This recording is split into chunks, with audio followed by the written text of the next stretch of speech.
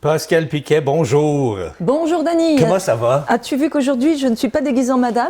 Ben je non, suis qu'est-ce déguisée qui en se tenue passe? de sport. Ben oui, comment ça, tu t'en vas faire du sport après? J'en ai fait, tu m'y as obligée pour la salle de sport de Stéphane Marquis. Et on est devenus complices et on monte un atelier les 6 et 7 juin. C'est vrai? Avec une partie autodéfense qu'il va assurer. Et moi je vais parler de muscler la confiance en soi en faisant de l'anxiété et des peurs son allié. Wow! 6 et 7 juin. Oui. À quel endroit ça? À Saint-Jean-de-Mata, chez moi, 10 personnes, pas plus, et puis Stéphane à sa salle de sport. Ah oui? Donc une grande collaboration est née grâce au fait que tu m'es obligé à faire une séance de boxe, et voilà, je suis tombée dedans. Donc voilà, j'annonce ça. Si les gens veulent avoir plus d'informations sur le Mon sujet... site, pascalpiquet.com. pascalpiquet.com. Ou ma page Facebook. All right! Parce que, en fait, à travers cet atelier, je vais expliquer comment réagir face aux personnes toxiques. Ben, effectivement. Et qui te mettent dans l'anxiété et dans la peur. Ah, fait que vous allez en parler durant cette chronique-là, là, ce que vous allez faire. Durant la chronique-là, puis durant l'atelier. L'atelier, c'est le mot que je cherchais. C'est mercredi, on est de bonne heure un matin, j'ai de la misère avec mes mots. C'est le chat dans la gorge qui a volé mes mots. Je pense que oui. Écoute, Pascal, c'est quoi exactement des comportements toxiques? Pour commencer, on va démarrer avec le fait d'être une bonne personne. OK, ça c'est moi. Et toi? Ah bon, t'as vu, je te regarde de travers.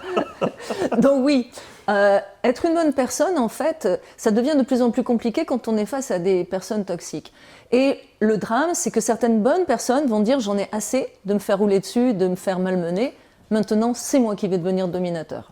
Le problème, il est là, c'est qu'un dominé peut devenir dominateur par réflexe ou réaction. C'est pas la bonne réaction. Mais en devenant dominateur, tu deviens toxique toi aussi, là. Exactement. Et c'est d'ailleurs le piège dans lequel veut te faire tomber le dominateur. Parce que si tu es dominateur et que moi je veux te dominer, il faut que je devienne encore plus dominatrice que toi.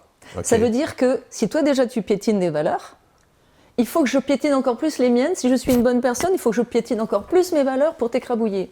Donc c'est pas la bonne réaction. Quand on est une bonne personne, on n'essaie pas d'écraser l'autre. Alors qu'est-ce qu'on peut faire pour ça? On le neutralise. Neutralise. Exactement. C'est-à-dire qu'on n'essaie pas de se venger, on n'essaie pas d'écraser, on neutralise. Et comment on peut neutraliser? En fuyant.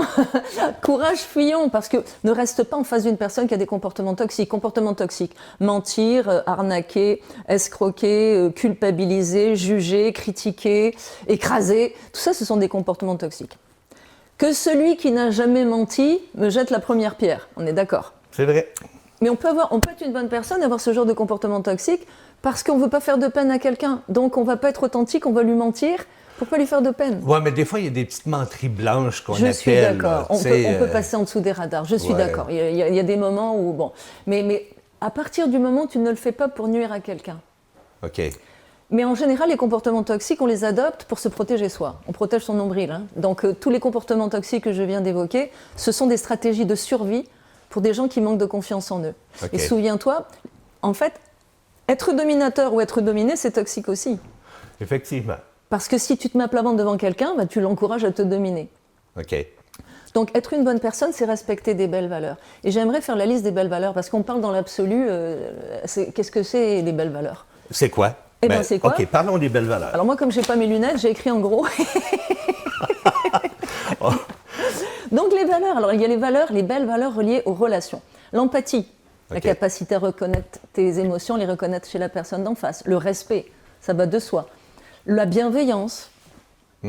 La tolérance, c'est être ouvert. Ça ne veut pas dire tolérer n'importe quoi de n'importe qui. Ça veut dire avoir l'esprit ouvert. L'amour. Ah oui. Mais l'amour... Pour moi, l'amitié, c'est l'amour sans le sexe. Mais au-delà de l'amitié et de l'amour, il y a l'appréciation. Entre collègues de travail, on peut s'apprécier. Donc ça, c'est important aussi à cultiver, vraiment. Ensuite, dans les valeurs morales, il y a l'honnêteté. On ne va pas en donner la définition. L'intégrité. Je trouve que c'est important, l'intégrité.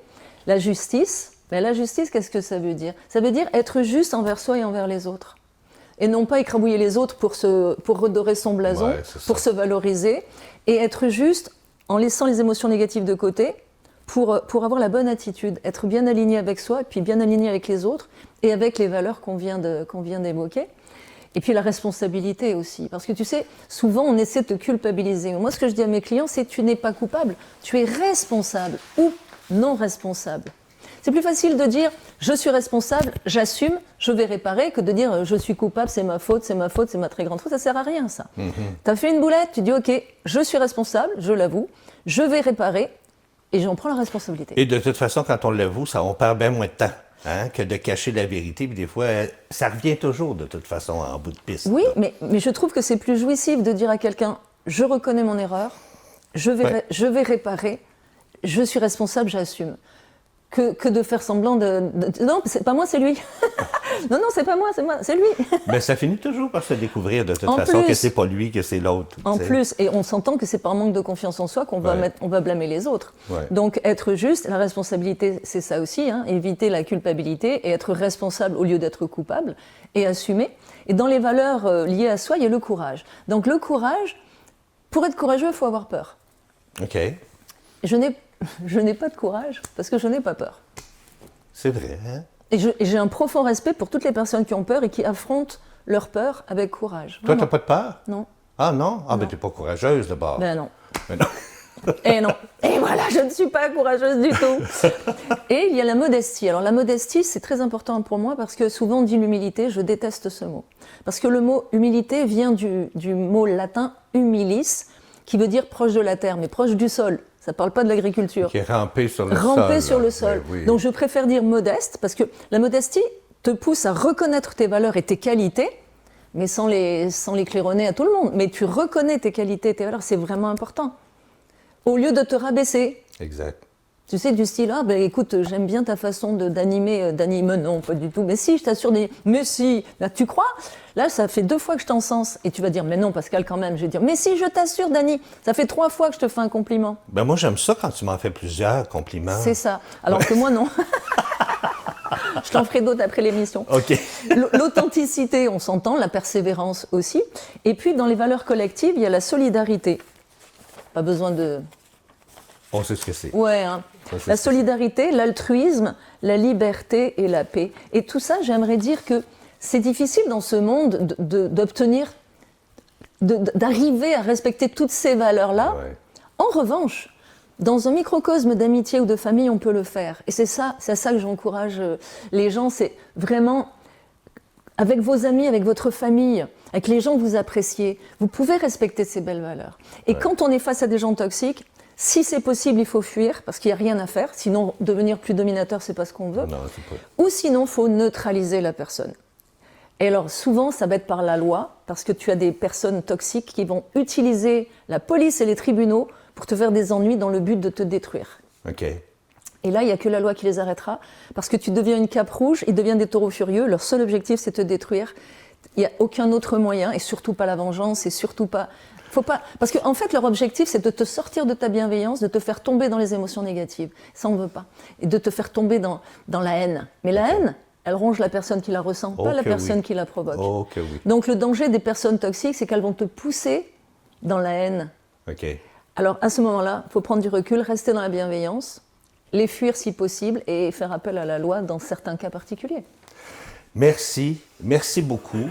Je veux que tu nous rappelles, c'est quand Alors, c'est le 6 et 7 juin qui arrive. Et puis, il y a une partie à Saint-Jean-de-Mata, chez moi. Et puis, une autre partie à la salle de sport de Stéphane Marquis, qui est un entraîneur qui fabrique des champions au Québec, des champions de boxe. Oui, très bon à la boxe. On est obligé de prendre les 2 jours? On peut prendre juste un jour ou l'autre? Et tout le monde est bienvenu, il n'y a pas besoin de faire du sport. Les dames qui veulent apprendre à l'autodéfense, en fait, on fait de la prévention pour expliquer comment ne pas se mettre dans des situations dangereuses. Ça, c'est Stéphane qui fait ça. C'est Stéphane, mais c'est pour tout public. Il n'y en a pas besoin d'être sportif. C'est vraiment pour tout public, c'est de la prévention. Et puis, quelques techniques pour essayer de se protéger. Et toi, tu enseignes? Moi, c'est la tête, lui, c'est le corps. Mais tu vas enseigner quoi, le 6?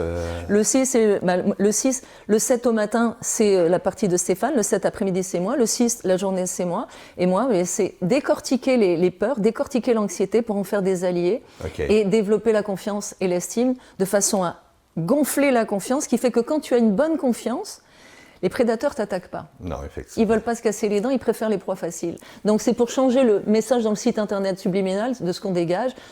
Il n'y aura plus écrit proie, ni prédateur. Il y aura juste écrit confiance, ça suffit. Merveilleux. Alors, si vous avez besoin d'informations à ce sujet de... J'appelle ça une chronique, c'est pas une chronique, c'est un atelier. Bon, voilà. Un atelier de Pascal Piquet. Vous allez sur son site pascalpiquet.com. Et tous mes articles sur lanoweb.info. Oui, fait que l'article que vous venez d'entendre aujourd'hui, elle est sur lanoweb.info. Alors, vous pourrez retrouver toutes ces qualités-là qu'elle vous a dit aujourd'hui. Merci, Pascal. Avec plaisir, Denis. On se retrouve dans...